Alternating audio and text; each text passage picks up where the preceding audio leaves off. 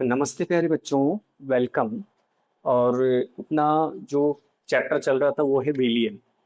और इसमें इससे पहले अपन ने कंसंट्रेशंस पढ़ी हैं, सांद्रताएं पढ़ी। और सांद्रताओं में देखो एक चीज अपनी है, इसमें क्या है, सांद्रताओं पर तापमान का भी एक इफेक्ट आता है। तापमान का जो प्रभाव है वो होता है। और वो प्रभाव देखो कैसे, जैसे मान लो अपने पास कंसंट्रेशन कौन कौन सी है। एक अपन पढ़ते हैं द्रव्यमान प्रतिशत, सीधा लिख लेते हैं। प्रतिशत वेट बाई वेट है, प्रतिशत वॉल्यूम बाई वॉल्यूम है, परसेंटेज वेट बाई वॉल्यूम। और इसके बाद क्या है आपका, एक है मोल अंश है ना, एक पीपीएम सांद्रता है, पीपीएम कंसंट्रेशन है, मोलरता है, मोललता है, ये सब है। तो देखो यहाँ जो है एक विशेष चीज अपने को ध्यान रखनी पड़ेगी कि जो तापमान का जो इफेक्ट है वो कौन सी सांद्रता पर पड़ेगा। जिस सांद्रता में आयतन आएगा, है ना, जिसमें आयतन की बात करोगे उस पर तापमान का जो है वो इफेक्ट पड़ेगा, तापमान का जो है प्रभाव आना है जिसमें आयतन आएगा। क्योंकि होता क्या है, तापमान के बढ़ाने से विलयन के आयतन में थोड़ी सी वृद्धि होती है, जिसकी वजह से, याद रखो, जिसकी वजह से क्या होगा, आपकी जो सांद्रता है उसमें क्या आएगी, कमी। एक चीज नोटिस रखो कि तापमान के बढ़ने से, हमेशा याद रखो, तापमान के बढ़ने से क्या होगा, आयतन आपका बढ़ेगा। क्या होगा, आयतन बढ़ेगा, जिससे जो कंसंट्रेशन है जिसमें आयतन आता है वो सांद्रता क्या हो जाएगी, कम हो जाएगी। ये चीज मेन है आपकी। ठीक है, तापमान को बढ़ाया जिससे क्या हुआ, आयतन में थोड़ी सी वृद्धि हुई वॉल्यूम में, और उससे कंसंट्रेशन में क्या आएगी, कमी। ठीक है, जनरल आयतन जो होगा, विलियम का जो आयतन होगा वो हर में आएगा नीचे की तरफ ना। जैसे क्योंकि जैसे मान लो यहाँ देखो, इसमें कौन कौन सी चीज आ रही है, वेट बाई वेट में दोनों ही हैं, जो ग्राम में मात्रा है ना। तो यहाँ आयतन की कोई बात ही नहीं है, इसका मतलब इसका तापमान पर कोई इफेक्ट नहीं पड़ेगा। इस सांद्रता पर यहाँ तापमान का इफेक्ट आएगा, है ना, परसेंटेज वॉल्यूम बाई वॉल्यूम। क्योंकि यहाँ जो विलियन का आयतन है वो नीचे हर में है, और तापमान के बढ़ाने से वो आयतन में कहीं ना कहीं थोड़ी सी वृद्धि होगी, जिसकी वजह से आपकी सांद्रता में क्या आएगी, कमी आएगी। ऐसे इसमें भी सांद्रता, इस पे तापमान का इफेक्ट पड़ेगा। मोल अंश में कोई प्रभाव नहीं है, पीपीएम सांद्रता भी आपकी द्रव्यमान से संबंधित है, बाहर भागों की संख्या, इसमें भी नहीं पड़ेगा। हाँ, मोलरता में पड़ेगा, मोललता में नहीं पड़ेगा। देखो कि मोलरता का फॉर्मूला क्या होता है, विले के मोल, और नीचे क्या, विलियन का आयतन। आयतन क्या है आपका, लीटर में है, वी। तो इस स्थिति में यहाँ जैसे ही आप लोग देखो तापमान को बढ़ाओगे तो हर में क्या होगा, आयतन बढ़ेगा। आयतन के बढ़ने की वजह से अपनी जो मोलरिटी है वो उसमें क्या आ जाएगी, कमी, जो सांद्रता है। और मोललता में क्या होता है, स्मॉल एम, इसमें मोल बाई आपका जो विलायक होता है उसकी मात्रा किसमें होती है, किलोग्राम में, आयतन नहीं है। इस वजह से जो तापमान का जो इफेक्ट है वो मोललता पे नहीं पड़ता। मोलरता और मोललता में, इनमें ध्यान रखो आप लोग, है ना। मोलरता पे तो पड़ता है और मोललता पे नहीं पड़ता है तापमान का इफेक्ट। ऐसे इसके बाद में जो अपन बात करने वाले हैं, अपना मेन जो आज का उद्देश्य है वो है विलेयता, है ना।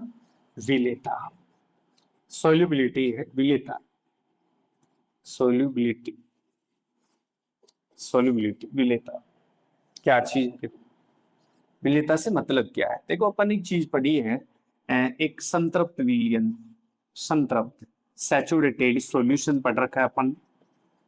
संतृप्त विलयन यानी सैचुरेटेड सॉल्यूशन, सैचुरेटेड सॉल्यूशन। इसका मतलब क्या था, यानी अपन यूं कह सकते हैं कि जहां संतृप्त विलयन बनने की शर्त पूरी होती है। संतृप्त विलयन कैसे बनाने की बात कर रहे हो भाई, आप सबसे पहले क्या करें, एक विलायक लिया आपने, है ना, एक विलायक लिया जिसका आयतन निश्चित है ना, निश्चित आयतन लिया। जैसे मान लो कि वो आपका 1 लीटर है या फिर 1 ml है, और उसमें क्या करा, विलय की मात्रा आप डालते गए, है ना, विलय की मात्रा को डालते गए, जब तक, मतलब इतना डाला कि वो आपका लास्ट में घुलना बंद हो गया, है ना। अधिकतम मात्रा इतनी डाल दी जिससे कि आपका जो विलेय पदार्थ है वो विलायक में घुलना क्या हो गया, बंद हो गया। तो ऐसी कंडीशन जिस मतलब ऐसी कंडीशन पर जो विलियन आया बन गया है, ऐसे विलियन को क्या बोलते हैं? संतृप्त विलियन कहते हैं, सैचुरेटेड सॉल्यूशन। तो इस कंडीशन में देखो विलेय पदार्थ की कितनी मात्रा काम आई यहाँ पे? विलेय पदार्थ की आई अधिकतम मात्रा, विलेय पदार्थ की मैक्सिमम जो क्वांटिटी है वो काम आई है ना? विलेय पदार्थ की मैक्सिमम क्वांटिटी काम आई, ज्यादा से ज्यादा मात्रा इसमें काम आई है। तो ऐसी स्थिति में उस पदार्थ के लिए, उस विलेय पदार्थ के लिए उसकी क्या कहलाती है? विलेयता कहलाती है। तो अपन कह सकते हैं कि आपका विलियन है ना? विलियन के, या विलायक कह दो, यहाँ पे विलायक कह दो, विलायक के निश्चित या इकाई आयतन, निश्चित यानी इकाई आयतन,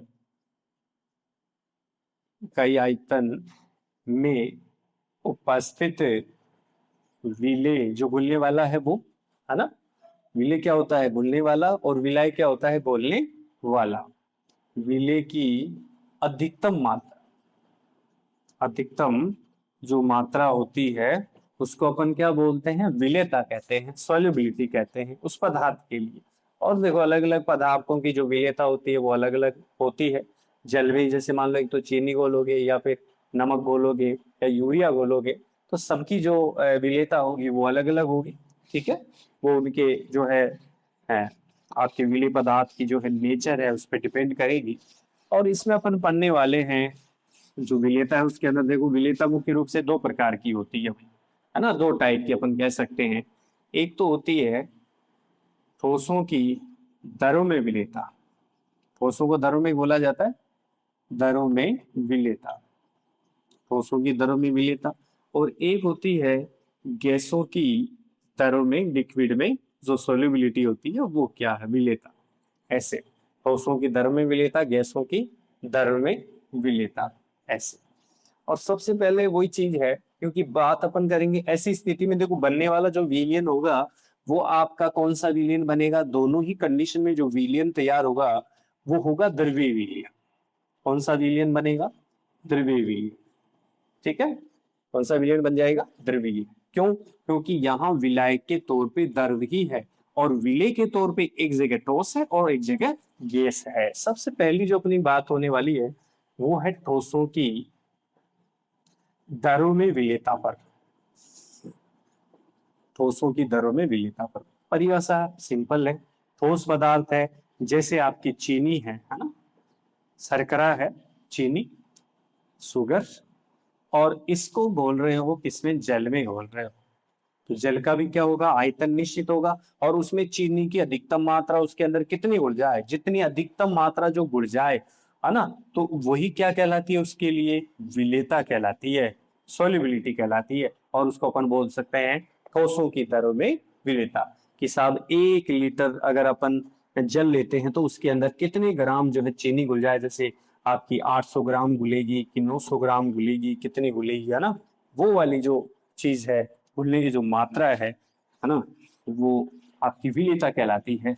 और इस विलेयता को प्रभावित करने वाले भी कुछ कारक होते हैं, है ना? विलेयता को अफेक्ट करने वाले कुछ फैक्टर होते हैं, कुछ कारक होते हैं जिससे ये विलेयता प्रभावित होती है। उसमें देखो मेनली 3 चीजें होती है यहाँ। एक तो आपका जो विलेय है, विलेय और विलायक की जो नेचर है वो, विलेय व विलायक की नेचर, प्रकृति। और दूसरी चीज होती है तापमान, टेम्परेचर, टेम्परेचर क्या है। और तीसरी चीज होती है दाब। हालांकि यहाँ दाब का कोई प्रभाव आता नहीं है, दाब का कोई सार्थक प्रभाव होता नहीं है ना? जब ठोसों को दर में घोला जाता है, मान लो चीनी को अपन पानी में घोल रहे हैं, नमक को पानी में घोल रहे हैं, यूरिया को पानी में घोलते हैं, तो उससे दाब लगाने से कोई फर्क नहीं पड़ता है ना? क्योंकि वो तो ठोस चीज है, वहां पे कहीं का दाब, है ना? घुलने वाली तो वैसे ही घुल जाएगी। हाँ, तापमान का फर्क पड़ता है, विलेय और विलाय की नेचर का फर्क पड़ता है, ये सब तो है, पर दाब का कोई इफेक्ट नहीं आएगा। इस वजह से सबसे पहली चीज है विलेय और विलाय की नेचर, कुछ ही नहीं, ये बहुत ही सिंपल। विलेय और विलायक जो है ना वो सेम नेचर के होने चाहिए। सेम नेचर से क्या मतलब है? ध्रुवीय प्रकृति है। अगर विलेय ध्रुवीय प्रकृति का है, पोलर नेचर का है, तो विलायक भी कैसा होना चाहिए, पोलर नेचर का। जैसे अपन कहते हैं NaCl को आप जल में घोलो, है ना, NaCl को किस में घोलो, जल के अंदर घोल दो, तो ये कौन सी नेचर होगी, ध्रुवीय नेचर हो गई, उनकी दोनों ही ध्रुवीय नेचर में होंगे। और अगर अपन कहें अध्रुवीय वाली बात करें, है ना, जैसे आपकी बेंजीन है या जैसे अदर कोई पदार्थ है, तो इनको घोलने के लिए क्या है, इनके जैसे ही पदार्थ चाहिए, कार्बनिक विलायकी जैसे CCl4 है, ईथर है ना, ये एक दूसरे में आराम से घुल जाएंगे, क्योंकि अध्रुवीय किस में घुलेगा, अध्रुवीय में, और ध्रुवीय किस में घुलेगा, ध्रुवीय में। यानी विलेय भी ध्रुवीय हो और विलायक भी ध्रुवीय। ऐसे ही क्या है, विलेय भी अध्रुवीय हो और विलायक भी अध्रुवीय। तो इस चीज के लिए अपन कहते हैं, फिर एक कॉन्सेप्ट ये बनता है कि समान समान को घोलता है, समान समान को ही घोलता है।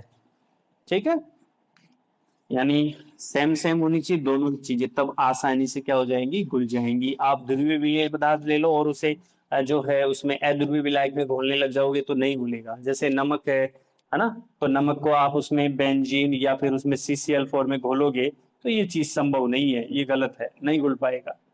ठीक है ना। और ऐसे ही मान लो बेंजीन को उठा के कह रहे हो कि बेंजीन को मैं जल में घोलूंगा, तो जल में घोलना भी क्या है, असंभव है। इसी वजह से समान समान को घोलने की बात करते हैं अपन, इसमें सेम सेम होना चाहिए। देखो दूसरी चीज जो है वो है कौन सी, विलेय और विलायक की नेचर होगी। खास बात ये देखो, तापमान का इफेक्ट पड़ता है इसमें, तापमान टेम्परेचर का जो इफेक्ट है वो आता है। हमेशा क्या होता है जनरली देखो, जैसे आप कोई भी ठोस पदार्थ को अगर पानी में, जल में घोल रहे हो, विलायक में घोल रहे हो, तो जनरली होता क्या है, तापमान को बढ़ाने से वो जो विलेयता होती है ना उसकी, वो जनरली बढ़ती है। और इसको भी अपन दो तरीके से ले सकते हैं। कैसे, अगर देखो घुलना, अगर विलेय पदार्थ का घुलना, देखो बच्चों उष्मा सोशी रिएक्शन है। कौन सी रिएक्शन है, उष्मा सोशी, है ना। कौन सी होती है उष्मा सोशी, एंडोथर्मिक रिएक्शन। अगर एंडोथर्मिक रिएक्शन है, घुलना विलेय पदार्थ का, तो वहां टेम्परेचर के बढ़ाने से विलेयता में बढ़ोतरी होगी, क्योंकि उष्मा शोषी का मतलब है उष्मा को लेने वाली, तो रिएक्शन में उष्मा को लेने वाली, इसका मतलब है कि अपन जितनी ज्यादा उष्मा देंगे तो उष्मा लेकर उसमें जो विलायक है उसमें घुलने की बात होगी। तो उष्मा शोषी में हमेशा याद रखो, टेम्परेचर के बढ़ाने से विलेयता हमेशा बढ़ेगी, जो सोल्युबिलिटी है वो बढ़ेगी। जबकि उष्मा जो शेटी रिएक्शन है ना, एक्सोथर्मिक जो रिएक्शन होती हैं, एक्सोथर्मिक रिएक्शन, उनमें क्या होगा, उनमें टेम्परेचर को बढ़ाने से विलेयता हमेशा ही कम होगी। ये बात याद रखो, विलेयता हमेशा कम होगी। ठीक है, जैसे नमक है, नमक को आप उसमें घोलते हैं पानी में, इजी वे में घुल जाता है, क्योंकि नमक या चीनी का जो पानी में घुलना है ना, वो है उष्मा शोषी एंडोथर्मिक रिएक्शन। और अगर जैसे NaOH है, NaOH sodium hydroxide, sodium hydroxide को जल में घोलते हैं, तो ये जो रिएक्शन है ना वो है एक्सोथर्मिक रिएक्शन, है ना, उष्माक्षेपी रिएक्शन है। तो इसमें अगर यहाँ टेम्परेचर बढ़ाओगे, जब NaOH को पानी में घोल रहे हो, टेम्परेचर बढ़ाने से रिएक्शन में वो जो आपका जो विलेयता है ना, सोल्युबिलिटी है, वो कम होगी, बढ़ेगी नहीं। क्योंकि ऑलरेडी देखो इसका पता कैसे चलता है, किसी भी चीज को देखो, विलेय पदार्थ को कभी भी, जैसे मान लो अपन घोलते हैं, जैसे जल में घोल रहे हो, तो ये घोलते घोलते अगर आपका जो पात्र है ना, जो कंटेनर है, जो बर्तन है, वो अगर ठंडा होने लगता है, तो इसका मतलब है वो जो रिएक्शन हो रही है उसके अंदर, वो कौन सी रिएक्शन है आपकी, एंडोथर्मिक, उष्मा शोषी रिएक्शन है, क्योंकि उष्मा का अवशोषण किया, उस वजह से वहां वो पात्र आपका ठंडा हो गया। दूसरी ओर अगर जैसे मान लो रिएक्शन कौन सी है, एक्सोथर्मिक रिएक्शन है जो उष्मा को निकालती है, तो उस कंडीशन में आपका पात्र जिसमें ये कार्य हो रहा है, जिसमें घुलना हो रहा है, वो क्या हो जाएगा, गर्म हो जाएगा। और इससे पता लगता है कि ये एक्सोथर्मिक रिएक्शन है। तो जहां मतलब उष्मा निकल रही है, हीट निकल रही है, तो वहां उष्मा देने से मतलब ही नहीं है, टेम्परेचर को बढ़ाने से मतलब ही नहीं है।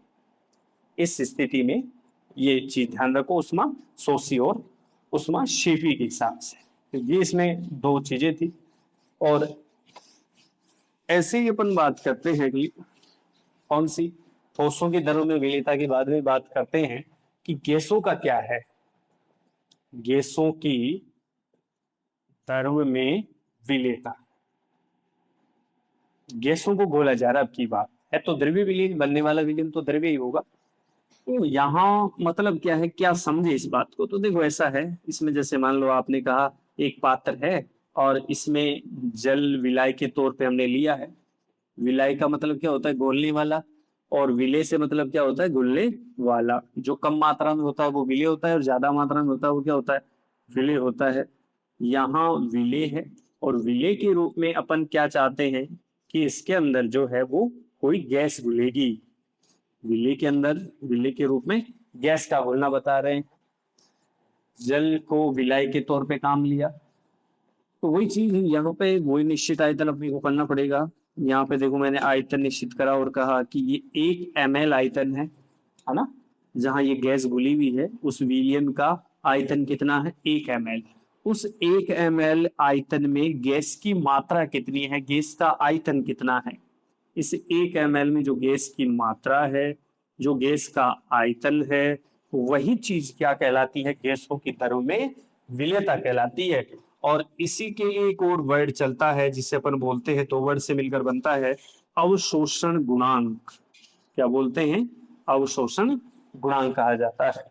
ठीक है, एब्जॉर्प्शन फैक्टर होता है ये, जो कि ये बताता है कि 1 ml जो आयतन है आपका विलियन का, उसमें गैस की कितनी मात्रा घुली रहती है। जैसे अमोनिया है, HCl है, इनके लिए अवशोषण गुणांक का मान ज्यादा होता है अन्य गैसों की तुलना में। जैसे हाइड्रोजन, ऑक्सीजन, इनमें कम होता है, ये घुलती कम है इनके कंपेरिजन।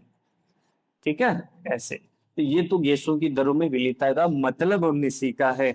उसके बाद ये जानना चाहते हैं कि भाई ये जो गैसों की दरों में विलेयता है, उसको अफेक्ट करने वाले जो फैक्टर है ना, इसको प्रभावित करने वाले फैक्टर है, कारक कौन है, प्रभावित करने वाले जो कारक हैं वो कौन है। तो इसमें देखो वही चीजें, 3 बातें अपन सामने रखते हैं वैसे।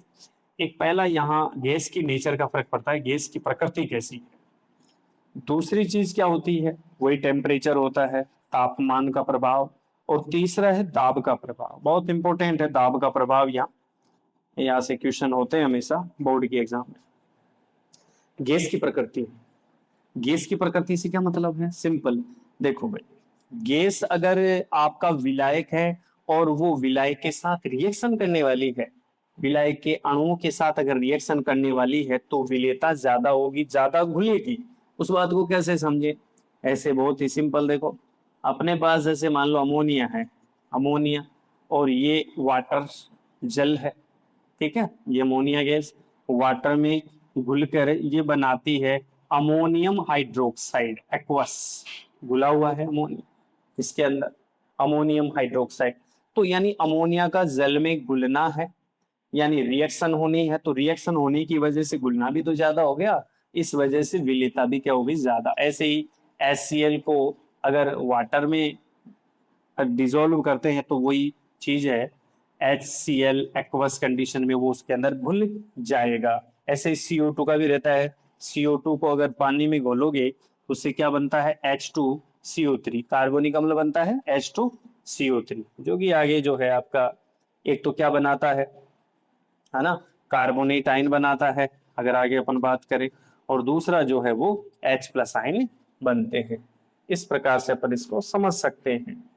तो ये भी जो है आपका इसके साथ रिएक्शन, विलायक के अणुओं के साथ रिएक्शन करने की वजह से, यानी गैस की जो घुलनशीलता है, जो विलेयता है, वो क्या हो जाती है, ज्यादा हो जाती है। ये चीज इसमें। इसके बाद में जो बात होती है वो होती है तापमान की, टेम्परेचर की बात, कि गैसों की विलेयता पर जो है टेम्परेचर का भी कोई इफेक्ट आता है। तो सीधा देखो इसका कुछ नहीं, सिंपल सीधा, अगर देखो गैसों की विलेयता में जो है, या जैसे कोई गैस घुली हुई है या घुलने वाली है, अगर वहां का टेम्परेचर ज्यादा है, तापमान ज्यादा है, तो बच्चों निश्चित रूप से जो गैसों की विलेयता है उसमें क्या आनी है, कमी आनी है। और इसकी वजह भी है, अगर घुली हुई गैस है, टेम्परेचर ज्यादा आपने करा है, तो होगा क्या, इससे आपके जो ये जो गैसों के जो अणु हैं, है ना, गैस के जो अणु हैं, उनकी स्थानांतरित गतिज ऊर्जा बढ़ती है। कौन सी गतिज ऊर्जा, स्थानांतरित गतिज ऊर्जा में वृद्धि होती है ना, काइनेटिक एनर्जी में वृद्धि होती है, जिसकी वजह से जो है आपकी जो घुलनशीलता है, गैसों की जो घुलनशीलता है वो, या जो विलेयता है, उसमें क्या आ जाती है, कमी आ जाती है। स्थानांतरित गतिज ऊर्जा बढ़ने की वजह से। गैस के अणु यानी यहाँ घुलेंगे नहीं, इस वजह से टेम्परेचर का सीधा इफेक्ट यही होता है कि तापमान को बढ़ाने से विलेयता में कमी आती है। सबसे इंपॉर्टेंट जो इफेक्ट है वो है दाब का प्रभाव। और दाब का प्रभाव सीधा सा ये है कि आप जब भी गैसों के लिए दाब बढ़ाओगे तो निश्चित रूप से विलेयता में वृद्धि होगी, सॉल्युबिलिटी में वृद्धि होगी। एक बात तो सीधी ये याद रख लो, क्या होगा, दाब बढ़ाना है तो विलेयता में क्या हो जाएगी, वृद्धि होगी, बढ़ेगी विलेयता। और इसको अपन एक नियम होता है जिसे बोलते हैं हेनरी का नियम, हेनरीज लॉ। तो हेनरी नियम यहाँ आपको बताने के लिए आता है। हेनरी नियम गैसों की जो विलेयता है उसको बताने के लिए जो दाब का प्रभाव हम पढ़ते हैं उसमें हेनरी का नियम होता है। हेनरी का नियम सीधी बात करता है कि गैस का जो आंशिक दाब है, जो आप गैस बात करें उगलने वाली, उसका आंशिक दाब, गैस का आंशिक दाब जो P है वो उस गैस के मूल अंश के क्या होता है, समानुपाती। एक्स गैस के क्या होता है, समानुपाती होता है। यानी मोल अंश बढ़ने पर, मोल अंश बढ़ने पर आंशिक दाब में भी क्या होती है, वृद्धि। गैस की मोल अंश बढ़ने पर आंशिक दाब भी क्या होगा, गैस का बढ़ेगा। ये है इसका मतलब। और सीधे सिंपल आप ये कह सकते हो, इट मीन्स ये, अर्थात आंशिक दाब यानी P जो है वो समानुपाती किसके है, एक्स गैस। एक्स गैस मतलब गैस के मोल अंश है, मोल अंश किसके हैं, गैस के। और मोल अंश का मतलब अपन जानते हैं जिसकी बात कर रहे हैं उसके खुद के मोल तो है ऊपर, यानी खुद के मोल और जो विलयन के कुल मोल है उनका अनुपात ही तो क्या होता है, मोल अंश होता है किसी पदार्थ के लिए, है ना। तो ये इसका ये आया P समानुपाती एक्स गैस। समानुपाती को हटाने के लिए क्या जाएगा, कोई कांस्टेंट आएगा, और कांस्टेंट में जो है स्थिरांक के एच एक्स गैस, ये हो जाएगा इसमें। तो के एच क्या चीज है, हेनरी कांस्टेंट है, ये हेनरी नियतांक है। क्या है, हेनरी नियतांक, हेनरी के हिसाब से। और ये भी जो है आपकी गैस की जो नेचर है ना, उस पे डिपेंड करता है। और के एच की वैल्यू अपन निकाले यहाँ से, तो के एच इज इक्वल टू हो जाएगा क्या, P बाई एक्स गैस। और मोलन्स की कोई इकाई नहीं होती, इसका मतलब जो दाब की इकाई होती है, जो दाब की इकाई होती है वही किसकी इकाई होती है, हेनरी कांस्टेंट के लिए। सिंपल बात है ना। जो भी आए, आप बार में आए, किलो बार में आए, जो भी चीज आए, ठीक है। तो इस प्रकार से ये हेनरी नियम की अपन इसमें बात कर सकते हैं, इतनी केवल। ठीक है सर। इसके बाद में कुछ चीजें हैं कि हेनरी जो नियम है, हेनरी नियम, उसकी कुछ एप्लीकेशन है, अनुप्रयोग है कि हेनरी नियम कहाँ कहाँ काम आता है, कैसे कैसे रूप में काम आता है। उसमें 3 चीजें एनसीईआरटी में दे रखी हैं, पहला, दूसरा और तीसरा। इसके अगर एप्लीकेशन की बात करें, अनुप्रयोग की बात करें, एप्लीकेशन, तो देखो सबसे पहला इसमें बताते हैं कि जो सोडा वाटर की बोतल होती है, सोडा वाटर, जब कोल्ड ड्रिंक्स होती है, कोल्ड ड्रिंक्स, सोडा वाटर की जो बोतल होती है उसके अंदर CO2 गैस भरी जाती है। हालांकि CO2 बनने का जो उद्देश्य होता है वो केवल जो इसमें जो रिएक्टिविटी है ना, क्रियाशीलता है, उसको कम करने के लिए होता है कि वो चीज खराब नहीं हो जाएगा, मतलब, है ना, उसे बनाए रखने के लिए CO2 यूज की जाती है जो कोल्ड ड्रिंक्स की बोतल होती है। और उसमें भरने का तरीका वही है, क्योंकि इसमें दाब लगाकर फिर भरा जाएगा, CO2 गैस पे दाब आरोपित किया जाएगा, जैसे हेनरी, है ना, नियम में अपन पढ़ते हैं वैसे। तो दाब लगाने से क्या हो जाएगी, गैस उसके अंदर क्या हो जाएगी, घुल जाएगी। और जैसे ही होता है ना, ढक्कन खोलते हैं, जैसे मान लो उसको हिला लेते हैं कई बार कोल्ड ड्रिंक्स को, और फिर जैसे अपन ढक्कन खोलते हैं तो उसमें अचानक से वो जो है आपका जो लिक्विड है वो बाहर आता है। तो वही कारण है, क्योंकि उसमें गैस को जो है प्रेशर के साथ भरा गया था, दाब के साथ भरा गया था, इस वजह से। एक तो ये चीज है। दूसरी चीज क्या है कि जैसे ये पर्वतारोही होते हैं, है ना, जो ऊंचे ऊंचे पर्वतों की क्या करते हैं, आपके ऊंचे ऊंचे पर्वतों पर चढ़ाई करते हैं, चढ़ते हैं, तो उसमें एक समस्या रहती है उनमें, पर्वतारोही जो होते हैं उनमें। देखो, जैसे ऊंचाई के साथ क्या होता है, जैसे अपन समुद्र तल से ऊंचाई के साथ ऊपर बढ़ते हैं, तो जो गैसें होती हैं उन गैसों का आंशिक जो दाब होता है ना, उनका जो आंशिक दाब होता है गैसों का, वो आंशिक दाब आपका कम होता है ऊंचाई के साथ। और आंशिक दाब कम होने की वजह से, जैसे ऑक्सीजन है तो ऑक्सीजन का भी आंशिक दाब ऊंचाई के साथ क्या होगा, कम होगा, या ऐसे कह दें कि उसकी कंसंट्रेशन जो है वो कम होगी, आंशिक दाब कम होगा। तो जैसे मान लो ऑक्सीजन को लिया जा रहा है ना, गैस को अपन फेफड़ों में लेंगे, तो वहां आंशिक दाब कम होने की वजह से ये जो ऑक्सीजन की जो सप्लाई है बॉडी के अंदर, ऑक्सीजन की जो सप्लाई है बॉडी में अपनी, है ना, ब्लड वेसल्स में, वो कम है। अगर ब्लड वेसल्स में ऑक्सीजन कम है, रक्त वाहिकाओं में ऑक्सीजन कम है, तो अपना जो मस्तिष्क है, ब्रेन है ना, ब्रेन, उस मस्तिष्क के पास भी क्या है, ऑक्सीजन की मात्रा कम पहुंचेगी। और मस्तिष्क के पास अगर ऑक्सीजन सप्लाई कम है तो व्यक्ति में सोचने समझने की जो क्षमता होती है वो कम हो जाती है। सोचने समझने की जो क्षमता होती है वो क्या हो जाती है, कम हो जाती है। और इसे अपन बोलते हैं, इस रोग को बोलते हैं एनॉक्सिया। इसे क्या कहा जाता है, एनॉक्सिया कहा जाता है। आंशिक दाब क्या हो गया गैसों का कम, तो ऑक्सीजन का आंशिक दाब भी क्या हो गया, कम। तो मस्तिष्क में ऑक्सीजन की सप्लाई कम, और यहाँ से सोचने समझने की जो कैपेसिटी है व्यक्ति की वो कम हो जाती है। और इस स्थिति को अपन बोलते हैं एनोक्सिया, जहां ऑक्सीजन कम हो गई है। ठीक है, ये तो पर्वतारोही के लिए। ठीक है, तो ऐसी स्थिति से बचने के लिए जो है, या तो फिर ऑक्सीजन के लिए क्या करें, सिलेंडर वगैरह की जो है वो कोई पूर्ति हो।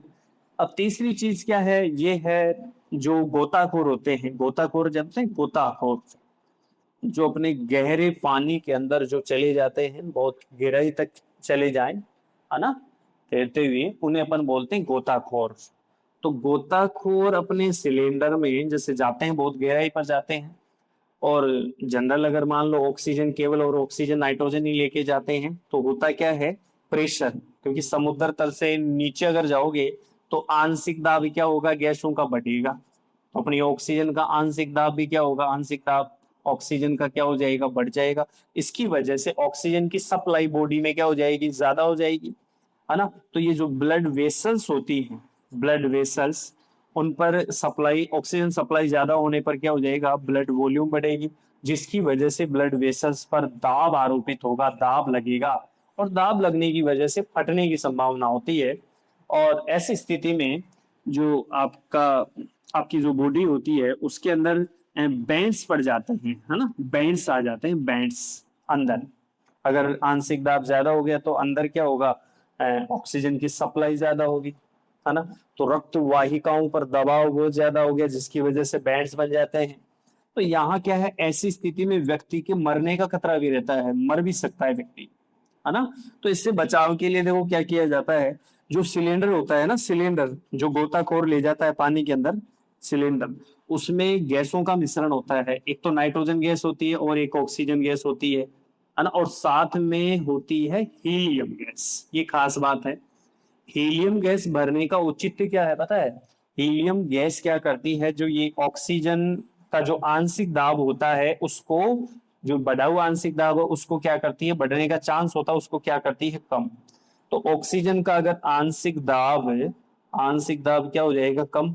तो कम हो जाएगा तो रक्त वाहिकाओं पर दबाव भी क्या पड़ेगा, कम पड़ेगा, जिससे क्या होगा कि जो व्यक्ति की जो संभावना रहती है कि भाई वो रक्त वाहिकाएं फट सकती हैं, तो वो वाली स्थिति पैदा नहीं होगी, और इससे जो है व्यक्ति आराम से जो है ऊपर वापस आ जाएगा।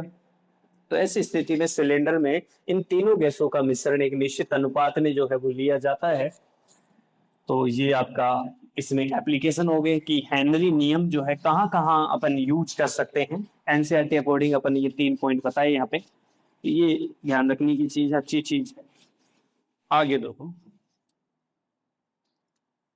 इसमें कुछ एक चीजें ये भी कहते हैं कि जो आपका जो ये हेनरी नियम है, हेनरी नियम, इसकी कुछ सीमाएं होती हैं। हेनरी नियम की सीमाएं, लिमिटेशंस होती हैं, कमियां हैं, है ना, लिमिटेशंस कह दो, लिमिटेशंस, कमियां।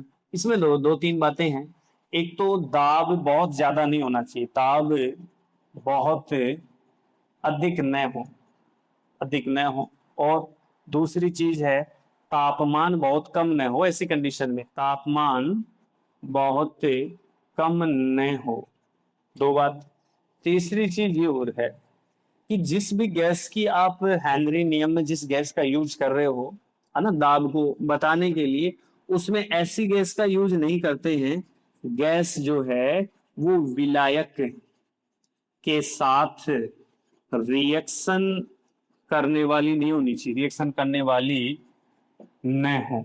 ये विशेष ध्यान रखो। ऐसे नहीं कि आपने अमोनिया ले ली, HCl ले ली, है ना, CO2 ले ली, ऐसी गैसें अगर लेते हो तो फिर वो रिएक्शन करने का खतरा रहता है। तो इसमें अपन ऐसी गैसों का यूज नहीं करें। जैसे अमोनिया गैस है तो ये रिएक्शन करने का खतरा है। तो इस स्थिति में जो है, अगर एक्चुअल हेनरी नियम चाहते हो तो जो आपका विलायक है उसके साथ रिएक्शन करने वाली गैसें उसमें नहीं होनी चाहिए। ठीक है, ये चीज इसमें आपका ये विलेयता का जो पॉइंट था वो पूरा। और कंसंट्रेशन इससे पहले अपन ने पढ़ ही ली है, और इसके बाद में जो भी पॉइंट आएंगे अपन उनको एक एक करके पढ़ेंगे। आज के लिए इतना ही।